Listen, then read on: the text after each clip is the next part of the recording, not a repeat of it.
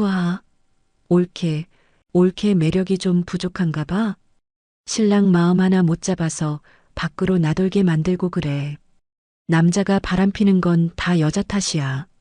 신우이는 제 이혼 선언을 듣자마자 깔깔대며 비웃었습니다. 기가 막혀서 말이 안 나오는 상황 속에서 저는 오히려 미소를 지었습니다. 저 재수 없는 신우이를 단번에 쓰러뜨릴 비장의 수가 제 손 안에 있었거든요. 형님 말씀 한번 잘하셨어요. 그래서 형님 남편도 바람났나 봐요? 순간 신우이는 대성통곡하며 뒷목 잡고 쓰러졌는데요. 사이다 같은 그날 밤의 이야기 지금 바로 시작합니다. 안녕하세요. 저는 40살을 갓 넘긴 두 아이의 엄마입니다. 한때는 세상 물정 모르고 사랑만 받으며 살았던 제가 어떻게 남편과 시댁이라는 지옥에서 탈출했는지 털어놓으려 하는데요. 결혼 전에 저는 부끄럽지만 정말 금지옥엽이라는 말이 딱 어울리는 사람이었어요. 부모님은 지역에서 꽤 큰 과일 도매상을 하셨고 덕분에 저는 경제적인 어려움은커녕 돈 귀한 줄도 모르고 자랐죠. 게다가 제 위로는 나이 차이가 많이 나는 오빠가 셋이나 있었거든요. 오빠들은 막내인 저를 동생이 아니라 공주님 모시듯이 업어 키웠습니다. 과일 상자가 산처럼 쌓인 가게 안에서 제가 뛰어놀다 넘어지기라도 하면 오빠 셋이 우르르 달려와 호들갑을 떨곤 했으니까요. 큰오빠는 저를 목마 태우고 시장통을 누비며 자랑했고 작은 오빠들은 제가 갖고 싶다는 건 밤하늘의 별이라도 따다 줄 기세였어요. 그렇게 사랑만 듬뿍 받고 자라다 보니 저는 세상 사람들이 다 우리 가족처럼 선한 줄로만 알았습니다. 남을 속이거나 이용하려는 사람이 있다는 건 상상조차 못했던 순수하다 못해 멍청했던 시절이었죠. 그런 제가 인생 최대의 실수를 저지른 게 바로 결혼이었습니다. 대학 졸업 후 사회 경험을 쌓겠다며 들어간 회사에서 전 남편을 만났습니다. 당시 그는 거래처 직원이었는데 낡은 구두를 신고 땀을 뻘뻘 흘리며 뛰어다니는 모습이 왠지 모르게 성실해 보였어요. 흔히 돈 좀 있다는 집안 아들들의 거만함과는 다른 그 소탈하고 꾸밈 없는 모습에 콩깍지가 제대로 씌었던 거죠.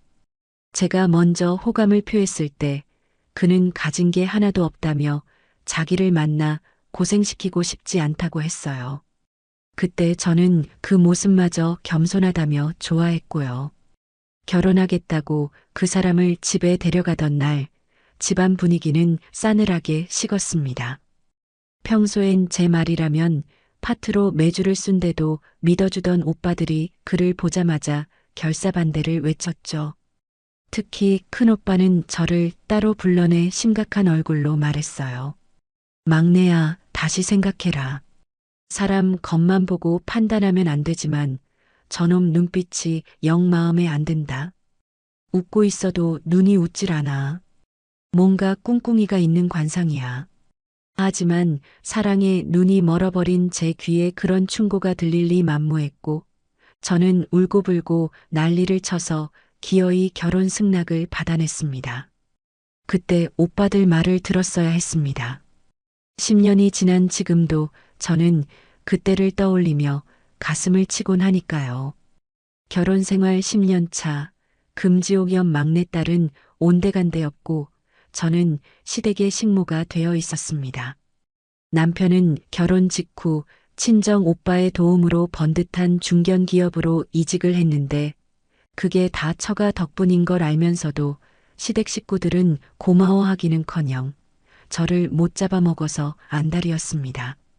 특히 시어머니는 며느리 친정이 잘 사는 게 자존심 상하시는지 사사건건 트집을 잡으며 깎아내리기 바빴죠. 김장이나 제사 때는 기본이고 주말에도 수시로 불러내 일을 시키면서 제가 힘든 내색이라도 하면 비꼬는 말투로 쏘아붙이셨죠. 아이고, 귀한 집 딸이라 이런 험한 일은 못하겠나 보네. 돈 좀 있다고 유세 떠는 거냐?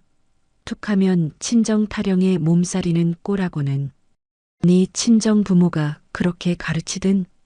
그럴 때마다 울컥 치미는 화를 억누르며 죄송하다고 고개를 숙이는 제 모습이 참 처량했어요. 신우이는 더했습니다. 의사 남편을 둔 신우이는 의사 사모님이라는 타이틀로 목에 깁스를 하고 다녔죠.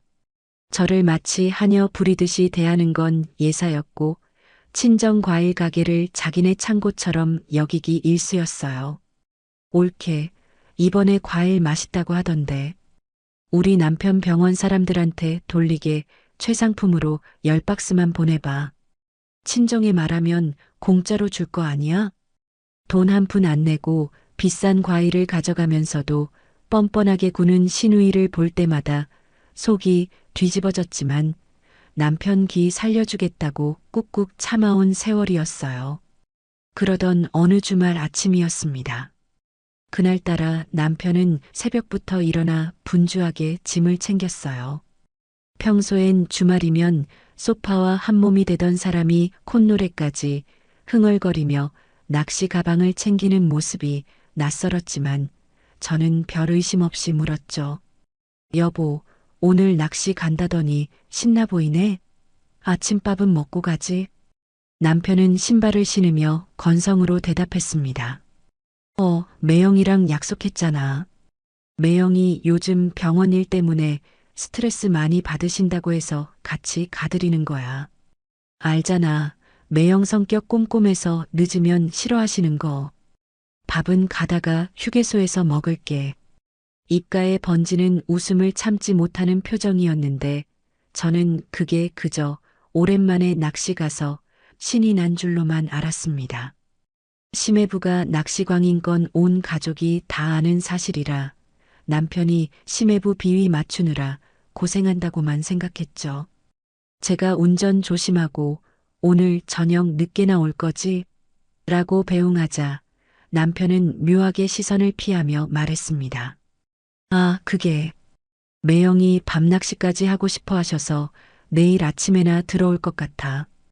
애들 숙제 좀 봐주고 일찍 자. 그렇게 남편을 보내고 저는 밀린 집안일을 하며 정신없이 시간을 보냈습니다. 아이들은 거실에서 TV 만화 영화에 푹 빠져 있었고 저는 주방에서 설거지를 하고 있었죠. 그때 거실 구석에서 카톡 하는 경쾌한 알림음이 울렸습니다. 아이들이 게임을 하나 싶었지만 태블릿 PC는 소파 구석 충전기에 꽂힌 채 덩그러니 놓여 있었습니다. 이상하다 싶어 다가가 보니 그 태블릿은 남편이 예전에 쓰던 구형 모델이었습니다. 남편이 핸드폰을 바꾸면서 로그아웃을 안 해둔 탓에 카카오톡이 연동되어 있었던 거죠. 꺼져 있던 화면이 알림과 함께 환하게 밝혀졌는데 발신자가 다름 아닌 매영이었습니다. 낚시 가서 운전 중일 남편에게 무슨 급한 일이라도 생겼나 싶어 홀린 듯 잠금 패턴을 풀었어요. 예전에 남편이 쓰던 패턴 그대로라 너무나 쉽게 열려버린 판도라의 상자. 그 속에 담긴 내용은 충격 그 자체였습니다. 처남 출발했어? 누나한테는 나랑 낚시터에서 밤샌다고 확실히 말해놨지? 괜히 꼬투리 잡히지 않게 입 단속 잘해. 얼른 와. 내 여친 친구들도 온대. 내가 호텔 스위트룸 잡아놨어.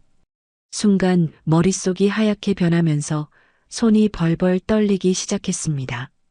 낚시터가 아니라 호텔? 여친 친구들? 방금 전까지 매영 잘 모시고 다녀오라며 남편을 배웅했던 제 모습이 떠올라 구역질이 치밀어 올랐어요. 단순한 낚시 약속이 아니라는 직감, 여자의 본능적인 촉이 뇌리에 강하게 꽂혔습니다. 화면 속 메시지를 뚫어지라 쳐다보는데 사진 한 장이 또 전송되어 왔습니다. 고급 호텔 로비에서 젊은 여자 허리를 감싸 안고 웃고 있는 심해부의 셀카 사진이었죠. 그리고 그 밑에 달린 메시지가 제 가슴에 대못을 박았습니다. 이따가 만나서 파트너 정하자. 처남 취향인 스타일로 내가 미리 찜해둠. 오늘 밤 화끈하게 놀아보자고. 이게 꿈이 아니라 현실이라니.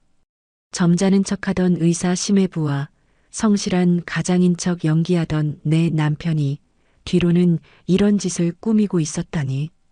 분노를 넘어선 공포와 배신감에 치가 떨려 눈물조차 나오지 않았습니다. 당장 전화해서 따지고 싶었지만 억지로 참아내야만 했어요. 지금 흥분해서 일을 그르치면 안 된다는 생각이 본능적으로 들었거든요. 그날 제 손에 들린 태블릿 PC는 마치 시한폭탄 같았어요. 심장이 터질 것 같은데 손은 차갑게 식어가는 그 기분, 겪어보지 않은 사람은 절대 모를 겁니다. 화면 속에 선명하게 박힌 심해부의 메시지와 사진들을 보면서 저는 멍하니 거실 한복판에 서 있을 수밖에 없었네요. 머릿속에서는 지난 10년의 결혼 생활이 파노라마처럼 스쳐 지나가는데 그 모든 게 다 거짓말 같더라고요. 도대체 언제부터였을까요? 남편이 저한테 했던 말들이 하나둘씩 떠오르기 시작했습니다. 우리 매형 진짜 대단한 사람이야. 의사라고 거들먹거리지도 않고 솔직히 누가 처남을 그렇게 챙겨주겠어? 당신도 매형한테 좀 더 잘해드려. 그때는 그 말이 참 순박하고 고마워서 제가 더 나서서 심해부 생신상까지 차리고 병원 직원들 간식까지 챙겨 보냈었거든요. 그런데 그게 다 자기들끼리 쿵짝이 맞아서 놀러 다니기 위한 밑밥이었다니 기가 막혀서 헛웃음만 나오더라고요. 심해부가 저를 볼 때마다 짓던 그 인자한 미소 뒤에 저 멍청한 여자, 우리가 속이는 줄도 모르고 좋단다 하는 비웃음이 숨겨져 있었다고 생각하니 온몸에 소름이 끼쳤습니다. 당장이라도 남편에게 전화를 걸어 소리치고 싶었지만 이를 악물고 참았어요. 지금 터트리면 안 된다. 아직은 아니다. 친정 오빠들이 예전에 해줬던 말이 불현듯 떠오르더라고요. 막내야, 무슨 일이 생기면 감정적으로 굴지 말고 증거부터 잡아라. 세상은 네 진심을 알아주지 않아. 오로지 팩트만 믿는 거야. 그때는 흘려들었던 그 말이 절체절명의 순간에 저를 붙잡아준 동아줄이 될 줄 누가 알았겠어요. 저는 떨리는 손을 진정시키며 태블릿 화면을 하나하나 캡처하기 시작했습니다. 심해부가 보낸 호텔 스위트룸, 여친 친구들, 파트너 정하자 같은 더러운 메시지들은 물론이고 그동안 둘이서 주고받은 낚시 약속인 척했던 날짜들까지 샅샅이 뒤졌죠. 날짜를 대조해 보니 기가 차더라고요. 지난달 어머니 생신 때 남편이 회사 워크숍 간다고 했던 날도 사실은 심해부랑 골프 치러 가서 딴짓거리 한 거였고 매형 위로해 준다며 술 한잔하러 나갔던 것도 다 여자들 끼고 놀았던 거였어요. 그때 아이열이 펄펄 끓어서 저 혼자 밤새 물수건 갈아주며 울었는데 남편이란 인간은 룸살롱에서 히히덕거리고 있었다니. 배신감을 넘어서 사리가 느껴진다는 게 이런 건가 싶었습니다. 증거를 다 캡처해서 제 핸드폰으로 전송하고 혹시 몰라 클라우드에도 백업을 해두고 나니 조금은 이성이 돌아오는 것 같았네요. 하지만 여기서 끝낼 순 없잖아요. 확실한 물증, 빼도 박도 못할 증거가 더 필요했습니다. 저는 창고를 뒤져서 예전에 아이들 어학용으로 샀다가 구석에 박아둔 소형 녹음기를 찾아냈어요. 작동이 잘 되나 테스트를 해보고 건전지도 새 걸로 갈아 끼운 다음 거실 소파 밑이랑 안방 침대 협탁 뒤 그리고 남편 서재 책상 밑에 몰래 숨겨두었습니다. 집안 곳곳에 제 귀를 심어두는 심정으로요. 내 집이 갑자기 첩보 영화 속 작전 현장처럼 느껴지는데 비참하면서도 오기가 생기더라고요. 두고 봐라. 내가 너희들 바닥까지 다 까발려 줄 테니까. 다음 날 오후 남편이 현관문을 열고 들어오는데 평소 같으면 왔어? 고생했네. 하며 반겨줬겠지만 도저히 그럴 수가 없어서 주방에 서서 등만 보이고 있었습니다. 남편은 제 기색은 살피지도 않고 신발을 벗어 던지며 너스레를 떨더라고요. 아이고, 피곤하다. 매형 체력이 어찌나 좋으신지 밤새 낚시하고도 끄떡없으시네. 나는 허리가 끊어질 것 같아. 뻔뻔하게 거짓말을 늘어놓는 그 목소리에 속이 울렁거렸습니다. 제가 뒤도 안 돌아보고 고기는 좀 잡았어? 하고 짐짓 아무렇지 않은 척 물었죠. 그러자 남편이 냉장고 문을 열며 물을 벌컥벌컥 마시더니 대답하더군요. 아니, 이번엔 영 꽝이었어. 물때가 안 맞았나 봐. 매형도 아쉬워하시더라고. 다음에 다시 가자고 하시네. 꽝은 무슨 호텔방에서 뒹구느라 낚싯대 한 번 안 던졌으면서 저는 설거지통에 그릇을 쾅 하고 내려놓으며 마음을 다잡았습니다. 남편이 씻으러 욕실에 들어간 사이 남편이 벗어둔 옷을 뒤져봤습니다. 낚시터에 다녀왔다는 옷에서 비린내는커녕 은은하게 여자 향수 냄새랑 담배 냄새가 섞여서 나더라고요. 그날 밤 남편은 피곤하다며 일찍 코를 골고 골아떨어졌습니다.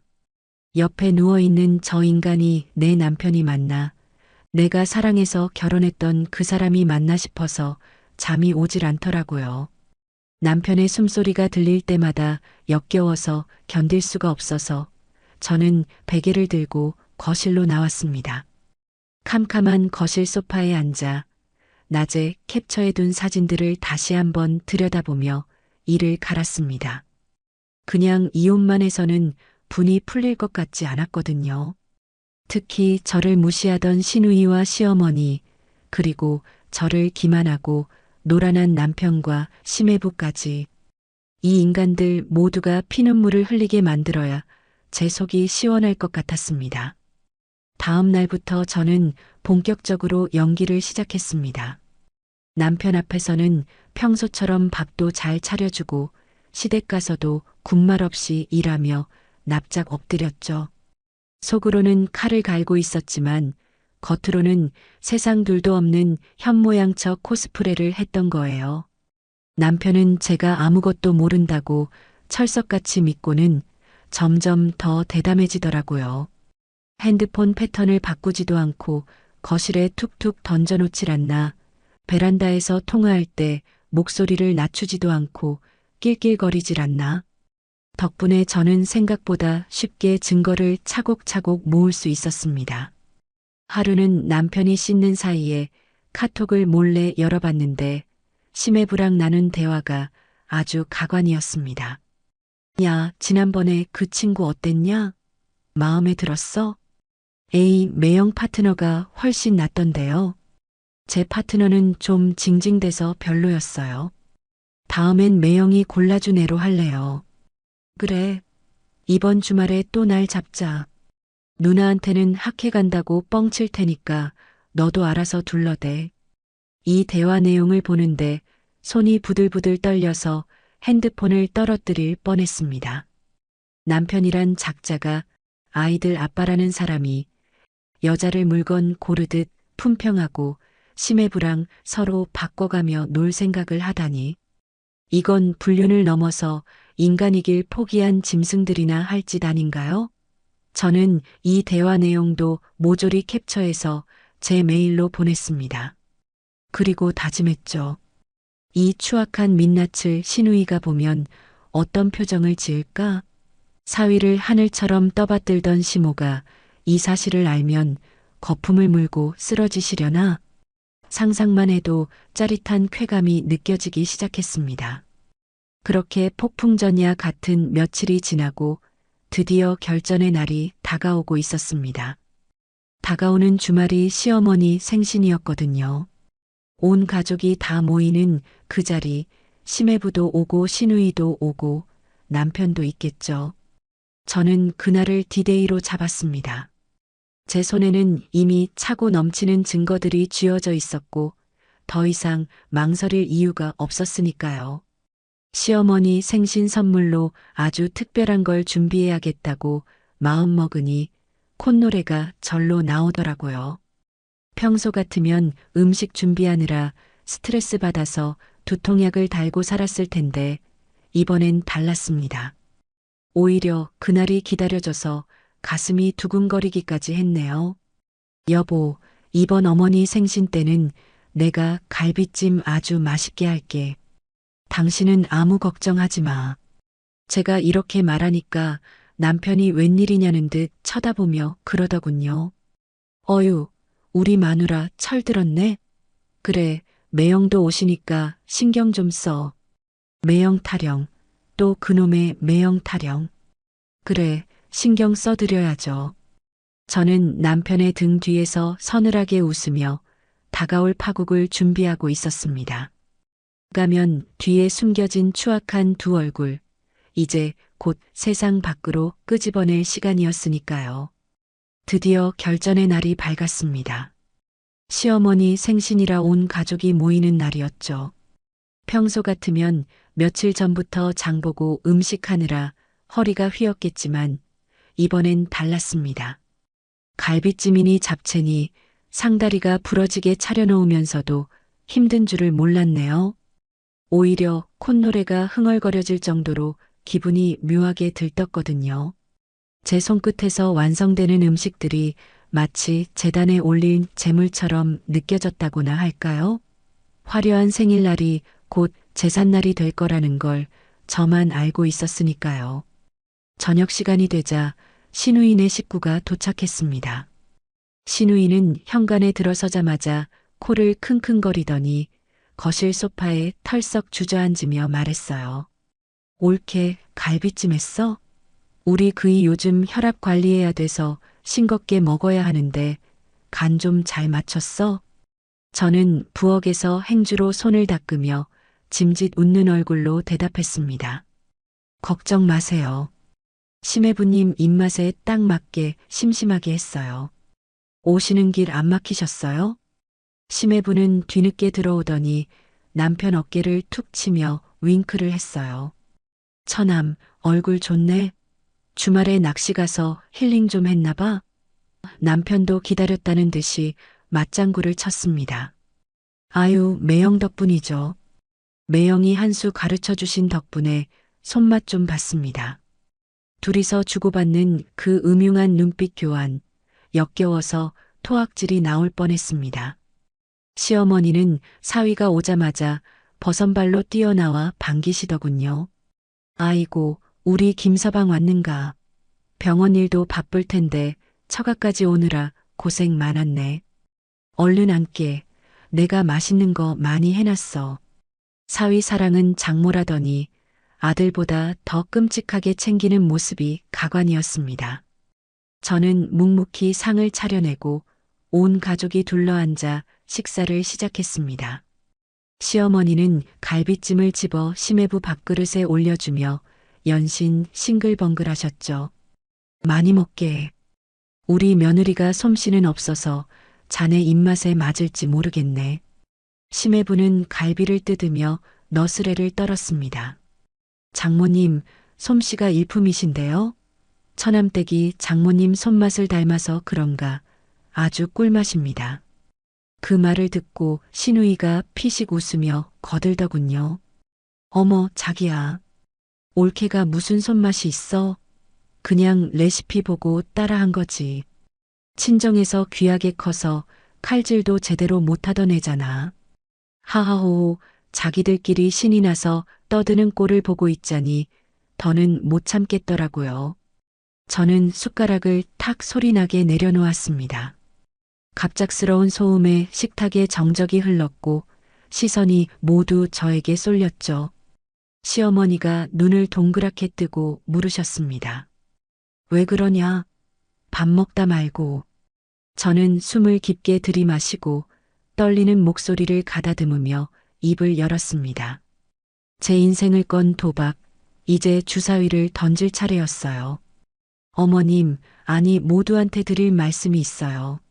남편이 옆에서 툭 치며 눈치를 주더군요.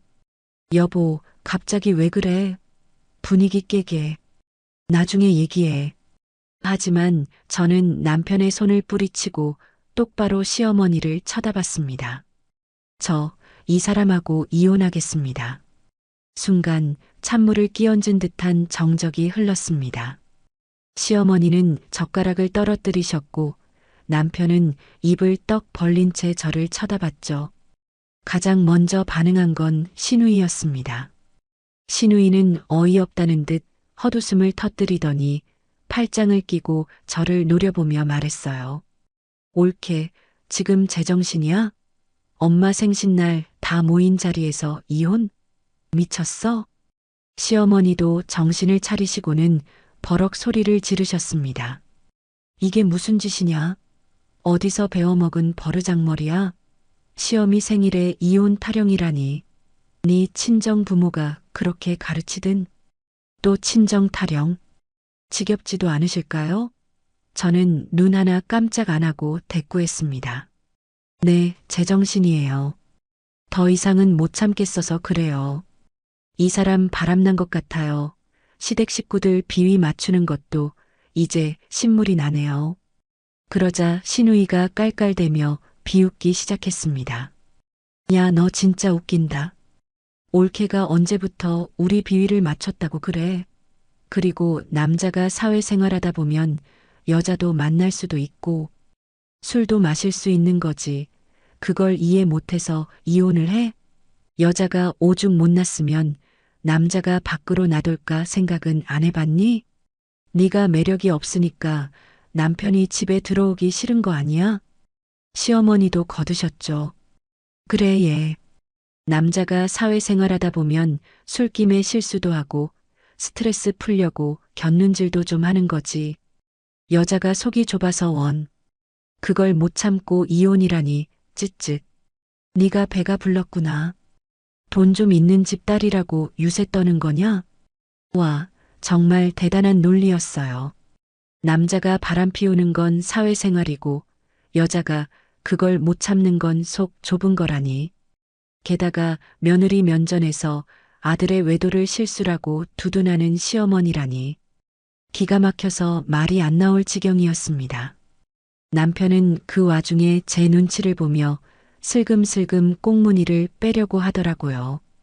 엄마, 누나, 그만해.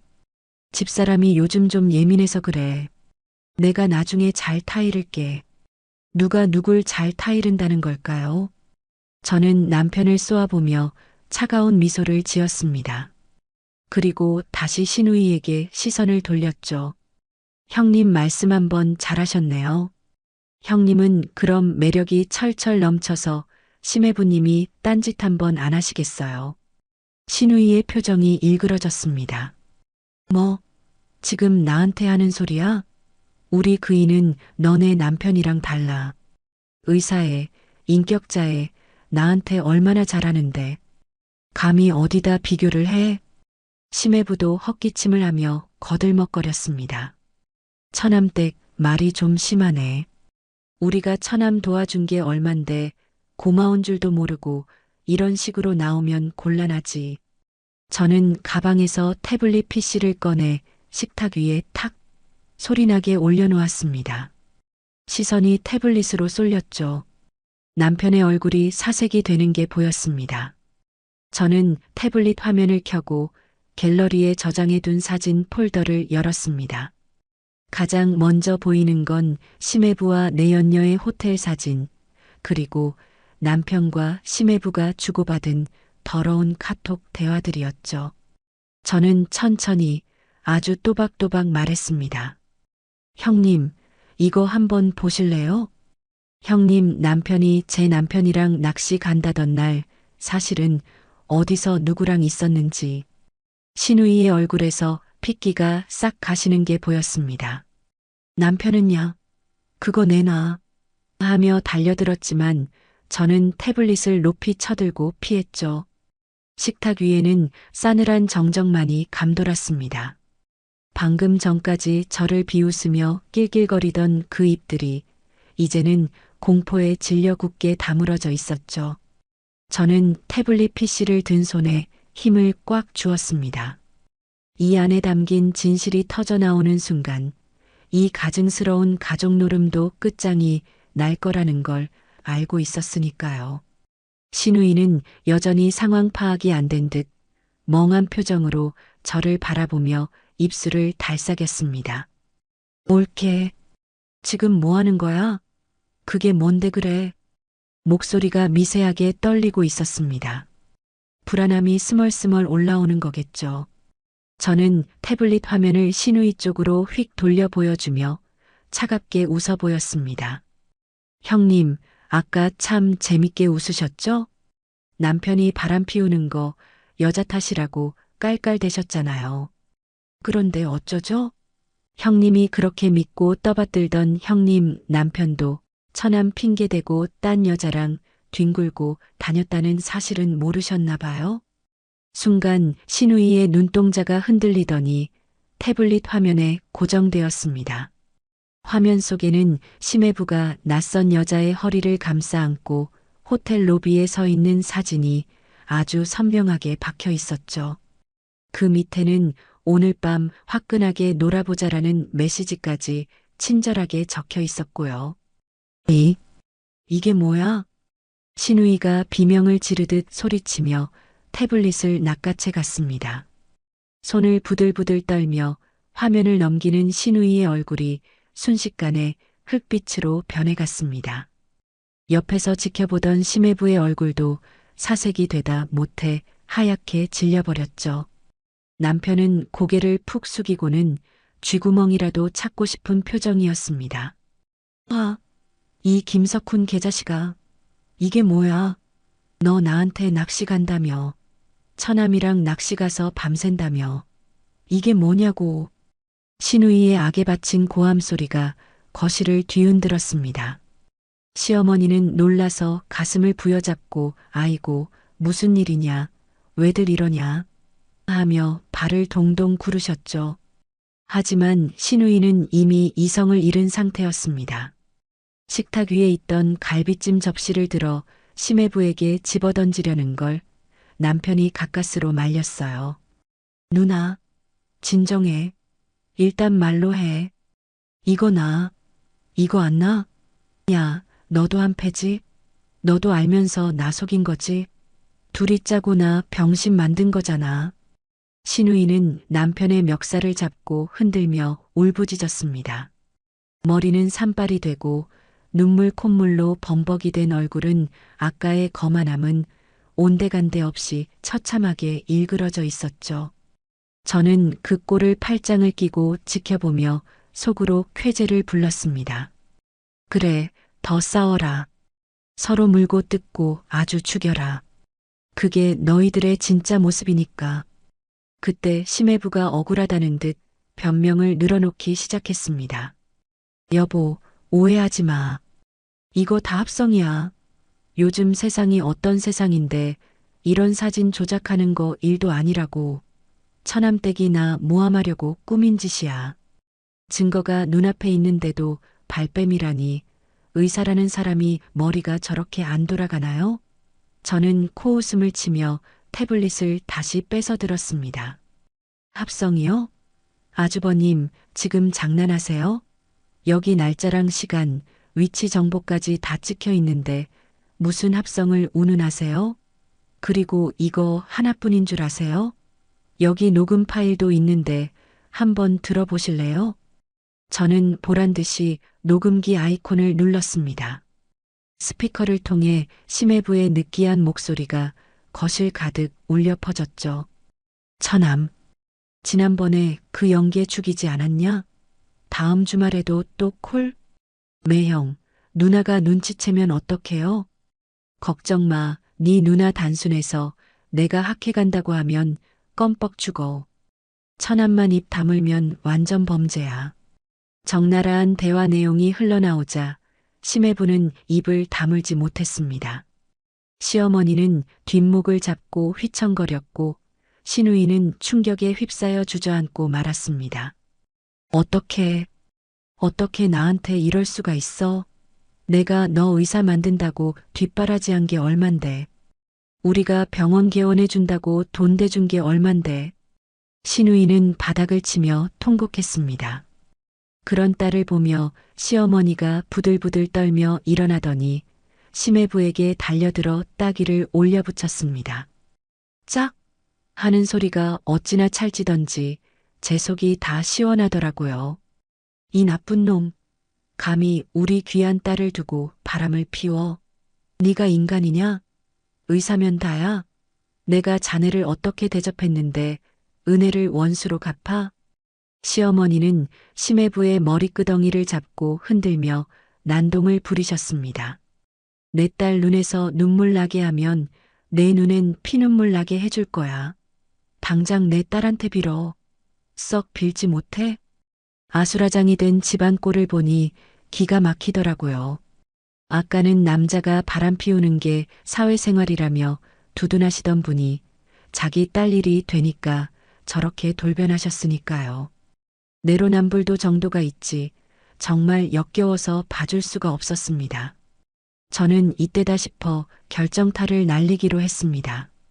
시어머니 쪽으로 천천히 걸어가며 차분하지만 뼈 있는 한마디를 던졌죠. 어머님, 진정하세요. 왜 그러세요? 아까 제 남편 바람 피운 거 얘기할 때는 그러셨잖아요. 남자가 사회생활하다 보면 실수도 하고 스트레스도 풀 수 있다고. 사위도 남자인데 좀 이해해 주시지 그래요? 왜 아들은 되고 딸 남편은 안 돼요? 제 말에 시어머니가 흠칫하며 멈추셨습니다. 할 말을 잃고 입만 뻐끔거리시는데 그 표정이 아주 볼만하더군요. 얼굴이 불그락푸르락해지더니 저를 노려보며 소리치셨습니다. 니년이 시애미를 가르치려 들어? 이게 어디서 눈을 똑바로 뜨고 대들어. 가르치려는 게 아니라 어머님 말씀을 그대로 돌려드리는 거예요. 며느리 가슴에 대못 박을 땐 좋으셨죠? 이제 딸 가슴에 대못 박히는 꼴 보시니까 어떠세요? 피가 거꾸로 솟으시나요? 그게 바로 제가 느꼈던 기분이에요. 저는 한마디도 지지 않고 쏘아붙였습니다. 시어머니는 분을 이기지 못하고 아이고 하며 가슴을 치셨습니다. 그때 구석에 찌그러져 있던 남편이 기어들어가는 목소리로 말했습니다. 여보, 제발 그만해. 엄마 쓰러지시겠다. 나중에 우리끼리 얘기하자, 응? 우리끼리? 아직도 상황 파악이 안 되나 봅니다. 저는 남편을 싸늘하게 내려다보며 말했습니다. 우리끼리 얘기할 게 뭐 있어? 다 끝났는데. 나 너랑 못 살아. 이혼 서류 보낼 테니까 도장이나 찍어. 그리고 위자료랑 재산 분할 준비 단단히 해두는 게 좋을 거야. 내가 가진 증거들 법원에 제출하면 너 빈털터리로 쫓겨날 줄 알아. 남편은 사색이 되어 제 팔을 붙잡았습니다. 여보, 한 번만 봐줘. 애들 생각해서라도 이러면 안 되잖아. 내가 잘못했어. 다시는 안 그럴게. 매형이 꼬셔서 어쩔 수 없이. 이거 나. 더러운 손 치워. 애들 핑계 대지 마. 애들 아빠라는 인간이 룸살롱 드나들며 여자 끼고 놀아? 그러고도 애들 볼 면목이 있어? 당신은 아빠 자격도 없어. 저는 남편을 힘껏 밀쳐냈습니다. 남편은 엉덩방아를 찌우며 나뒹굴었고 심해부는 시누이에게 머리채를 잡혀 비명을 지르고 있었습니다. 집안은 그야말로 난장판, 개판 5분 전이었습니다. 시누이는 식탁 위에 있던 접시들을 모조리 쓸어버리며 악을 썼습니다. 다 나가, 다 꺼져, 내 눈앞에서 사라져. 와장창 깨지는 그릇소리와 함께 시누이의 울부짖음이 절규처럼 울려 퍼졌습니다. 그 소리가 마치 제 가슴 속에 맺혀있던 응어리가 깨지는 소리처럼 들리더군요. 시어머니는 결국 뒷목을 잡고 아이고 머리야 하며 바닥에 쓰러지는 신용을 하셨지만 아무도 거들떠보지 않았습니다. 각자 자기 발등에 떨어진 불끄기에 바빴으니까요. 저는 그 아수라장을 뒤로하고 현관으로 향했습니다. 뒤에서 남편이 여보, 가지마 하고 부르는 소리가 들렸지만 뒤도 돌아보지 않았습니다. 현관문을 열고 나서는 순간 밤 공기가 그렇게 상쾌할 수가 없었네요. 마치 10년 묵은 체증이 싹 내려가는 기분이었습니다. 하지만 여기서 끝낼 순 없죠. 이제 일막이 끝났을 뿐, 진짜 복수는 지금부터니까요. 친정 오빠들에게 전화를 걸었습니다. 수화기 너머로 들려오는 큰오빠의 듬직한 목소리에 참았던 눈물이 왈칵 쏟아질 뻔했습니다. 오빠, 나야. 지금 데리러 와줄 수 있어? 할 말이 있어. 제 목소리가 심상치 않다는 걸 느꼈는지 오빠가 다급하게 물었습니다. 무슨 일이야? 너 울어? 그 자식이 또 속 썩였어? 어디야? 지금 당장 갈게. 응, 시댁 앞이야. 오빠들 다 같이 와줘. 오늘 아주 끝장을 볼 거야. 전화를 끊고 하늘을 올려다봤습니다. 까만 밤하늘에 별이 유난히도 반짝이더라고요. 저 별들처럼 제 인생도 이제 다시 반짝일 수 있을까요? 아니, 반짝이게 만들어야죠. 금지옥 옆 막내딸로 사랑받던 그때로 돌아가 당당하게 내 인생을 되찾을 겁니다. 시댁 식구들이 피눈물을 흘리며 후회하게 만들어줄 겁니다. 잠시 후 저 멀리서 오빠들의 차 라이트 불빛이 보이기 시작했습니다. 마치 어둠 속에서 저를 구하러 온 기사단처럼 든든하고 믿음직스러운 불빛이었죠. 저는 눈물을 닦고 주먹을 불끈 쥐었습니다. 차가운 밤 공기 속에 서 있으니 방금 전까지 시댁 거실에서 벌어졌던 난리굿이 마치 꿈만 같더라고요. 하지만 제 손에 쥐어진 핸드폰과 그 안에 담긴 증거들은 엄연한 현실이었죠. 심장이 쿵쿵 뛰었지만 두려움보다는 묘한 해방감이 가슴을 채웠습니다. 저 멀리서 어둠을 가르며 달려오는 불빛들, 바로 우리 오빠들의 차였습니다.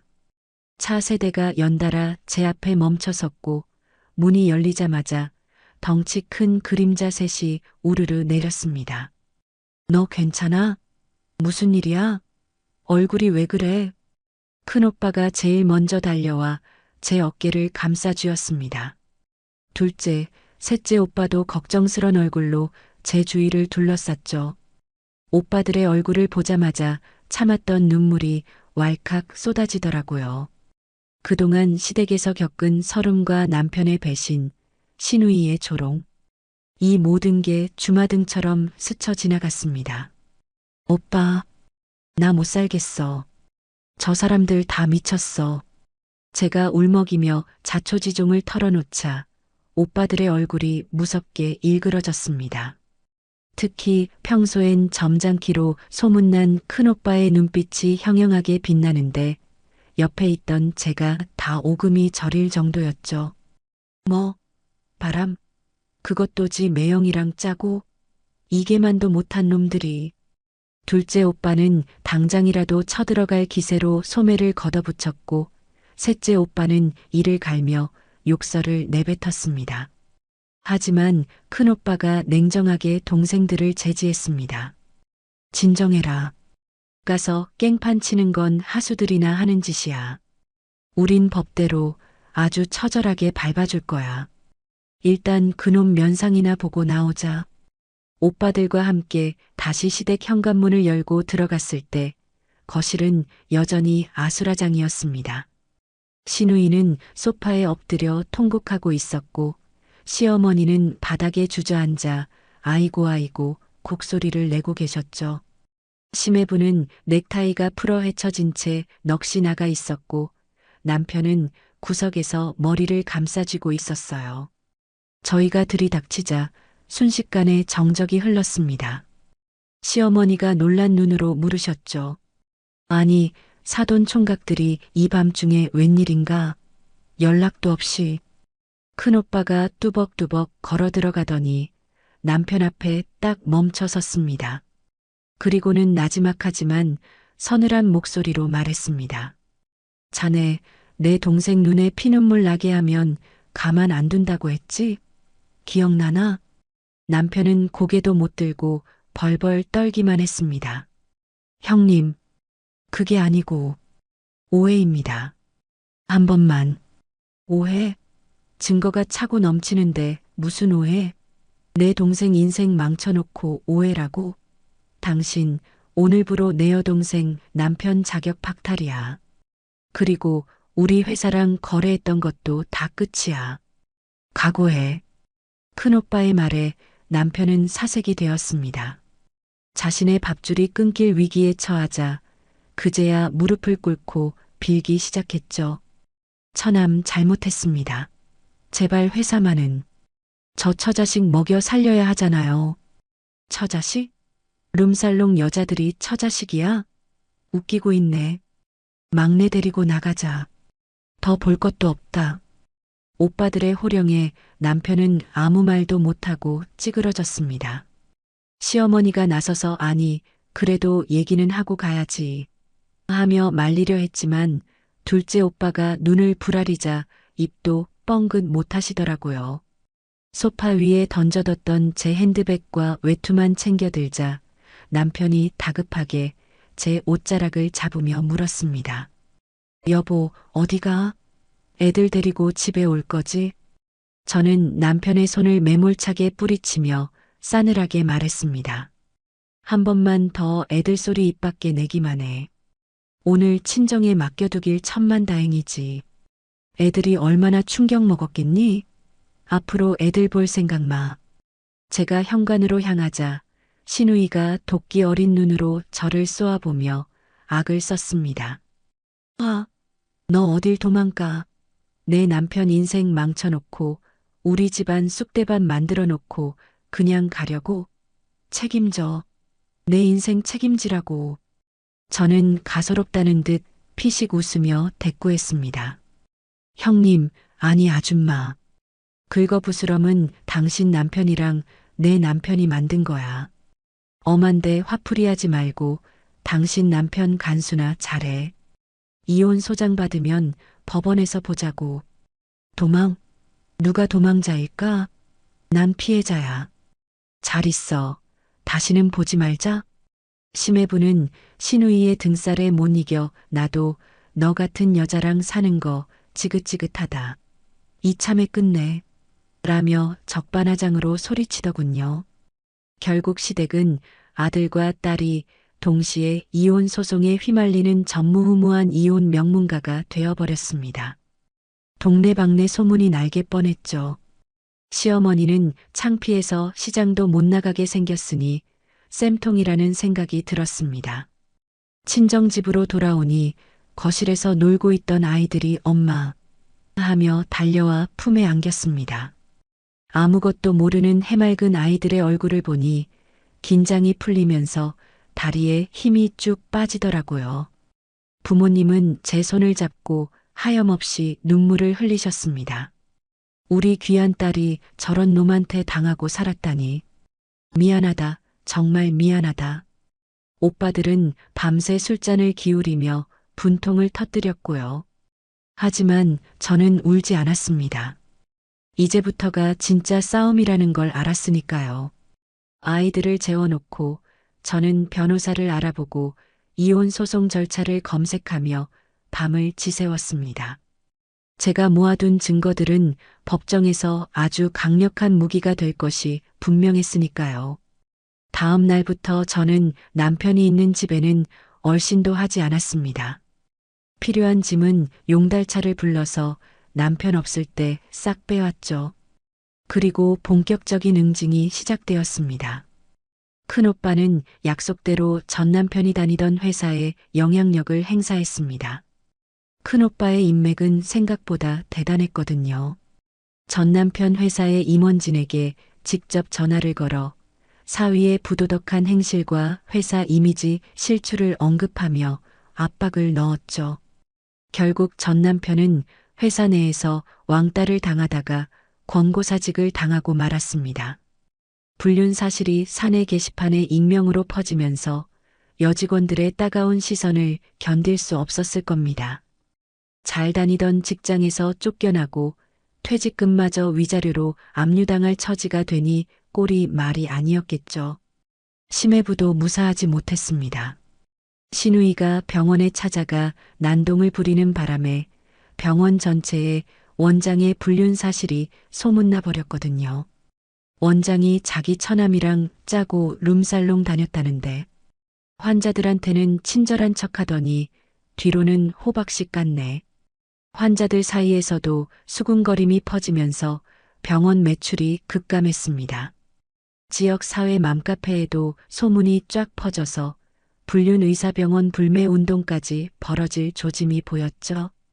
게다가 신우이와의 이혼 소송은 진흙탕 싸움으로 번졌습니다. 서로의 치부를 드러내며 물고 뜯는 꼴이 아주 가관이었다고 하더라고요. 심해부는 재산 분할을 안 해주려고 재산을 빼돌리다 걸려서 망신을 당했고, 신우이는 위자료를 더 뜯어내려고 시댁에 찾아가 드러눕기까지 했다나요. 저는 이 모든 소식을 건너 들으며 쓴웃음을 지었습니다. 인과응보, 뿌린 대로 거둔다는 말이 딱 맞더라고요. 저는 이혼 소송이 진행되는 동안 과거의 경력을 살려 재취업 준비를 했습니다. 경력 단절 여성이라 쉽지는 않았지만 친정 오빠들의 도움과 제 의지로 작은 무역회사에 취직할 수 있었죠. 첫 출근하던 날 거울 속에 비친 제 모습은 더 이상 주눅든 며느리가 아니었습니다. 당당한 커리어 우먼, 내 인생의 주인공이었죠. 그리고 아이들과 함께 살 작은 아파트도 구했습니다. 친정 부모님이 보태주신 돈과 제가 모은 돈을 합쳐서 마련한 보금자리였죠. 비록 예전 집처럼 넓고 화려하진 않았지만 그 어느 곳보다 아늑하고 평화로웠습니다. 이사 첫날 밤 아이들과 거실에 이불을 깔고 누웠는데 창문 너머로 달빛이 은은하게 비쳐 들어오더라고요. 아이들이 곤히 잠든 모습을 바라보며 저는 조용히 다짐했습니다. 얘들아, 엄마가 미안해. 그리고 고마워.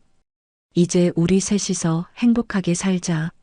아빠 빈자리가 느껴지지 않게 엄마가 2배, 3배 더 사랑해줄게. 그렇게 몇 달이 지나고 드디어 이혼 판결이 났습니다. 남편의 유책 사유가 명백하여 위자료 3천만 원과 양육비 월 150만 원 지급 판결. 재산 분할도 제가 기여한 부분을 인정받아 꽤 만족스러운 결과를 얻었습니다. 법원 문을 나서는데 쭈그려 앉아 담배를 피우고 있는 전 남편의 모습이 보이더군요. 초췌한 얼굴에 구겨진 양복. 불과 몇 달 전만 해도 저를 무시하고 떵떵거리던 그 남자가 맞나 싶을 정도로 비참해 보였습니다. 저를 보자마자 벌떡 일어나 다가왔어요. 여보, 잘 지냈어? 애들은? 애들 보고 싶은데. 애들 볼 자격 없다고 판사님이 말했잖아. 비켜. 저는 차갑게 쏘아붙이고 지나치려는데 전 남편이 제 팔을 붙잡으며 매달렸습니다. 한 번만 기회를 줘. 나 정말 반성 많이 했어. 회사도 잘리고 갈 데도 없고 매형이랑도 연 끊었어. 제발. 그거 알아? 당신 지금 되게 추해 보여. 기회는 당신이 걷어찼어. 내가 수없이 참아주고 기다려줄 때 당신은 딴 여자랑 놀아놨잖아. 이제 와서 후회하면 뭐해? 버스 떠났어. 전 남편의 손을 뿌리치고 택시를 잡아타는 그 순간 가슴 한구석이 뻥 뚫리는 듯한 시원함을 느꼈습니다. 정말 끝이구나. 지긋지긋했던 악연의 고리를 끊어냈구나. 이혼 도장을 찍고 법원을 나서던 그날, 저는 제 인생의 겨울이 끝나고 따스한 봄날만 계속될 줄 알았습니다. 새로 구한 아파트는 비록 좁았지만 아침마다 창가로 스며드는 햇살이 그렇게 눈부실 수가 없었고, 아이들과 둘러앉아 먹는 저녁 밥상은 세상 그 어떤 진수성찬보다 달콤했거든요. 회사에서도 제법 자리를 잡아가고 있었고 통장에 차곡차곡 쌓이는 월급을 보며 내 힘으로 내 새끼들 건사하며 사는 게 이렇게 벅찬 기쁨이구나 하고 매일같이 감동하며 지냈으니까요. 밤에 자리에 누우면 더 이상 남편이 언제 들어오나 가슴 졸일 필요 없이 아이들의 새근거리는 숨소리를 자장가 삼아 꿀잠을 잘 수 있다는 사실만으로도 저는 충분히 행복했습니다. 하지만 호사다마라고 했던가요? 평온했던 제 일상의 돌이 하나 날아들어 잔잔한 호수의 파문을 일으키는 건 순식간이더라고요. 마친 연차를 쓴 평일 오후였는데 아이들은 거실에서 블록놀이를 하고 저는 밀린 빨래를 개며 한가로운 시간을 보내고 있었어요. 딩동하는 초인종 소리에 인터폰을 확인해 보니 우체부 아저씨가 서 계시길래 무슨 일인가 싶어 문을 열어드렸죠. 등기 왔습니다. 이나영 씨 본인 맞으시죠? 아저씨가 건넨 두툼한 노란 서류 봉투, 발신인은 다름 아닌 가정법원이었습니다. 순간 가슴이 덜컥 내려앉으면서 손끝이 저릿해지는데 불길한 예감은 왜 한 번도 틀리는 법이 없는지 떨리는 손으로 봉투를 뜯어 내용을 확인하는 순간 저는 제 눈을 의심할 수밖에 없었습니다. 양육비 감액 청구 소송, 재산 분할 청구 소송. 청구 취지를 읽어 내려가는 동안 저는 기가 막히다 못해 숨이 턱턱 막혀서 그 자리에서 쓰러질 뻔했어요. 전 남편이라는 작자가 쓴 소장의 내용은 가관이라는 말로도 부족할 지경이었거든요. 원고는 최근 회사의 부당 해고로 인해 실직 상태가 되어 경제적 능력이 전무하므로 기존에 판결받은 양육비 월 150만 원을 월 30만 원으로 감액해 줄 것을 요청함. 월 30만 원? 아이 둘 키우는데 30만 원으로 뭘 하라는 건지 요즘 애들 학원비도 안 되는 돈을 던져주며 생색을 내겠다는 신보가 훤히 보이더라고요. 게다가 더 기막힌 건 그 밑에 적힌 재산 분할 청구 내용이었습니다. 이혼 당시 재산 분할 과정에서 피고가 은닉한 재산이 있을 것으로 추정되며 현재 피고가 거주 중인 아파트의 보증금 또한 결혼 생활 중 형성된 자산이므로 이에 대한 분할을 다시 요구함. 정말 사람이 어디까지 바닥을 칠 수 있는지 보여주기로 작정한 걸까요? 지금 살고 있는 이 집 보증금 친정 부모님이 저랑 아이들 길바닥에 나앉지 말라고 노후 자금께서 마련해 주신 돈이라는 거 그 인간은 누구보다 잘 알고 있거든요. 그런데 그 돈마저 뺏어가겠다고 소송을 걸다니 이게 사람 탈을 쓰고 할 짓인가 싶어 피가 거꾸로 솟았습니다. 회사에 부당해고 웃기지도 않죠. 본인이 불륜 저지르고 회사 이미지 망쳐서 권고사직 당한 걸 누구 탓을 하는 건지 뻔뻔함이 하늘을 찌르더라고요. 저는 소장을 구겨버리고 싶은 걸 꾹 참으며 식탁 위에 내려놓았습니다. 화가 나서 손이 부들부들 떨리고 얼굴이 화끈거려 견딜 수가 없었는데 거실에서 놀던 아이들이 엄마 눈치를 보며 숨을 죽이는 게 느껴져서 억지로 심호흡을 해야만 했어요. 엄마, 왜 그래? 또 아빠 때문에 그래? 큰아이가 조심스럽게 물어오는데 그 말에 가슴이 미어지더라고요. 아직 10살밖에 안 된 아이가 벌써 엄마 눈치를 보고 아빠라는 존재를 골칫덩어리로 인식하고 있다는 게 너무나 미안하고 아팠습니다. 저는 애써 웃으며 아니야. 그냥 회사 일 때문에 그래. 우리 아들 걱정했어? 하고 머리를 쓰다듬어 주었지만 속은 시커멓게 타들어가고 있었죠. 그날 밤 저는 잠 한숨 못 자고 뜬 눈으로 밤을 지새웠습니다. 전 남편에게 전화를 걸어 퍼붓고 싶었지만 그래봤자 녹음해서 또 증거로 쓸까봐 꾹 참았네요. 변호사님께 연락해 상황을 설명하니 변호사님도 혀를 차시더라고요. 전형적인 수법입니다. 실직을 핑계로 양육비 줄이고 귀찮게 해서 합의금이라도 뜯어내려는 속셈이에요. 절대 말려드시면 안 됩니다. 우리가 더 강하게 나가야 해요. 변호사님의 단호한 목소리에 조금은 위안이 되었지만 답답한 마음은 쉽게 가라앉지 않았습니다. 그런데 진짜 문제는 며칠 뒤에 터지고 말았습니다. 학교에 다녀온 큰아이가 평소와 달리 현관문을 열자마자 가방을 내동댕이 치고 방으로 들어가 버리는 거예요. 다녀왔습니다 하는 인사도 없이 쿵쾅거리며 들어가는 뒷모습이 심상치 않아서 저는 하던 일을 멈추고 아이 방으로 따라 들어갔습니다. 아이는 침대에 엎드려 서러운 듯 어깨를 들썩이며 울고 있었는데 그 모습을 보니 제 심장이 철렁 내려앉더라고요. 민준아, 왜 그래? 학교에서 무슨 일 있었어? 친구랑 싸웠어? 제가 조심스럽게 다가가 등을 토닥이며 묻자 아이는 고개를 묻은 채 아무 말도 하지 않았습니다.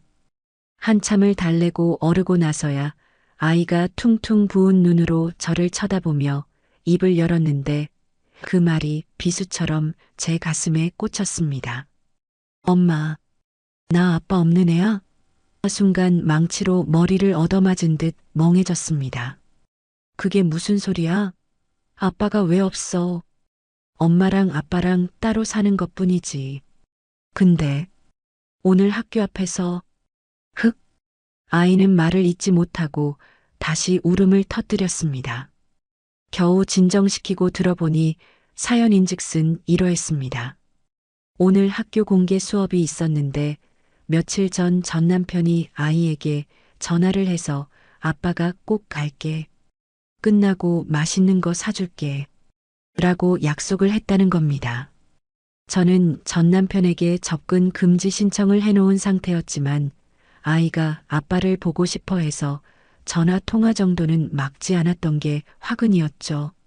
아이는 아빠가 온다는 말에 잔뜩 기대하고 친구들에게 자랑까지 했는데 정작 수업이 끝날 때까지 전 남편은 코빼기도 비치지 않았던 거예요. 교문 앞에서 하염없이 아빠를 기다리는 아이를 보고 반 친구 몇 놈이 놀려댔다는 겁니다. 야, 너네 아빠 안 온다니까? 너네 아빠 없잖아. 너네 엄마랑 이혼해서 너 버린 거야. 아이들의 그 잔인하고 철없는 말들이 우리 아이 가슴을 얼마나 후벼 팠을지 상상하니 제 가슴이 갈갈이 찢겨나가는 것만 같았습니다. 아빠를 기다리다 지쳐 혼자 터덜터덜 걸어왔을 그 작은 뒷모습이 눈앞에 아른거려 저도 모르게 아이를 끌어안고 펑펑 울고 말았습니다. 미안해, 엄마가 미안해. 아빠가 바빠서 못 온 거야. 민준이 버린 거 절대 아니야. 거짓말로 아이를 달래면서도 속에서는 뜨거운 용암이 끓어올랐습니다. 돈 몇 푼 아끼겠다고 소송을 건 것도 모자라 이제는 아이 마음에 씻을 수 없는 상처까지 주다니. 약속을 했으면 지키든가 못 올 거면 미리 말을 해주든가 희망 고문만 시키고 아이를 웃음거리가 되게 만든 그 인간을 도저히 용서할 수가 없더라고요. 아이를 안고 한참을 울고 나니 슬픔은 어느새 서늘한 도끼로 변해 있었습니다. 더 이상은 방어만 하고 있을 때가 아니라는 생각이 들었거든요. 내가 약한 모습을 보이면 저 인간은 끝까지 우리를 괴롭힐 거다. 내가 아주 짓밟아놔야 다시는 얼씬도 못하겠구나. 어미로서의 본능이 저를 일깨웠습니다.